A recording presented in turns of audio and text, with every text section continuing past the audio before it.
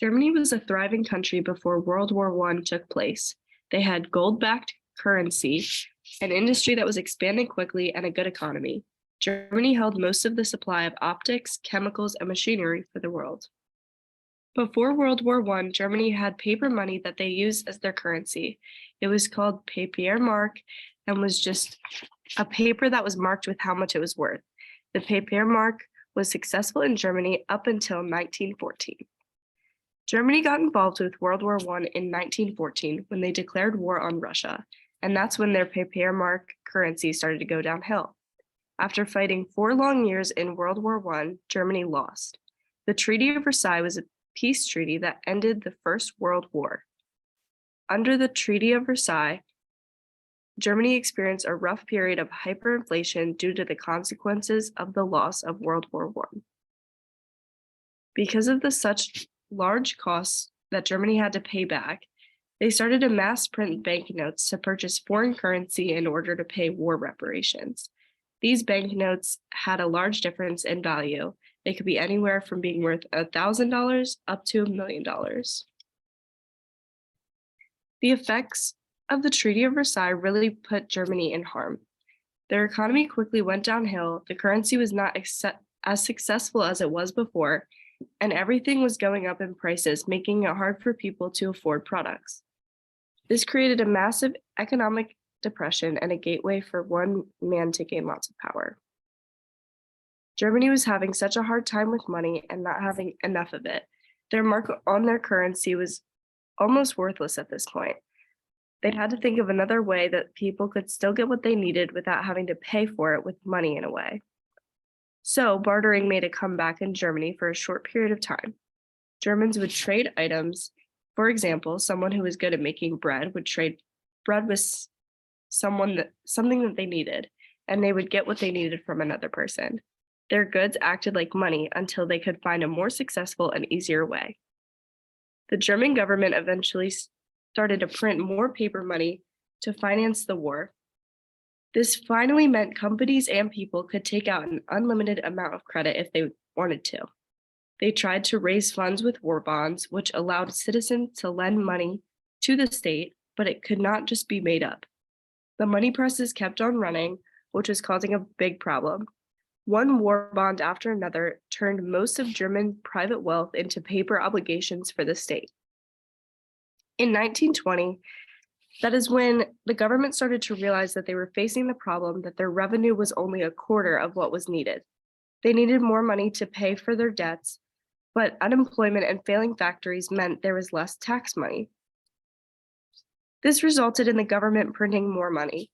The inflation then spirals, the more prices rise, the more money gets printed, and it just keeps going in a continuous cycle, which causes a bigger problem. German marks were useless against other currencies, meaning that suppliers stopped accepting them. Notgeld is money that was issued in Germany by entities other than the national government, usually by cities, towns, companies, and private individuals. Notgeld meant emergency money, or money that was printed out of necessity.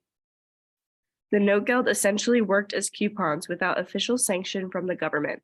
Each coupon expired to be invalid after a certain date and were considered to be banknotes to help people to use instead of money. Notgeld had no real monetary value and could only be used from the time released to the date of expiration. The coupons were made out of cardstock, almost like playing cards, which was cheaper to produce than money during this time. The Notgeld started a huge surplus because people were buying the Notgeld to collect things. There were also different types of Notgeld. First, coins made from cheap wartime metals, and then a new higher denomination of Notgeld called gross Notgeld or large Notgeld. They were larger in size and denomination with local themes or expressions of wartime patriotism, like eagle motifs or the Iron Cross. After World War I, Notgeld was more of a document poverty, famine, and misery of the German people. The art on the Notgeld were filled with gallows, humor poking fun at their predicament, and a sense that the good times would return someday. The artwork typically reflected local, political, or religious motives. The cities needed to needed to revenue the sale of these notes the collectors were bringing in, so they made them as attractive, striking, and/or as shocking as they could to catch people's attention. When the series of the Notgeld craze started to wind down, that is where the rate of inflation started to accelerate. Many of the early inflation notes are commonly found canceled with a hole punch or stamp or other means to indicate the note had been redeemed or deposited. This is our first example of a German Notgeld during the time of inflation that was happening. The specific Notgeld has some color to it, but mainly sticks to one certain color, which happens to be green. Included on the coupon, there are two different images, one on the front and one on the back. The first image on the front of the coupon, which happens to be the top picture in this case, is an image of a big boat sailing in the rough ocean with big waves. The boat that is on the coupon looks like a cargo ship or is carrying items and either importing or exporting goods. This image could represent the time during World War I and how rough it was, and everyone was going through hard times, like the ship in the image was. On this side of the coupon, it also has writing on it, however, it is written in German. If you were to translate this side of the coupon, it says North Sea Resort Cuxhaven. This is a famous and popular place in Germany along the Elbe River, which we assume that the boat in the picture is in the Elbe River. On the coupon, there's also a number 25 in the two corners, and that is the value of the coupon or the worth in German currency. On the back side of this coupon, or the bottom picture in the photo above, there's another image with some writing. This image is the lighthouse that is on the sand near the water that happens to be very calm and flat. This image could represent peacefulness and happiness. On the side of the coupon, it also says North Sea Resort Cuxhaven, which most likely means that the lighthouse in the image happens to be near the Elbe River as well. At the bottom of this Notgeld, it also states, where mixed with Gewalk practice, let is Dorlicht on Wuke Day.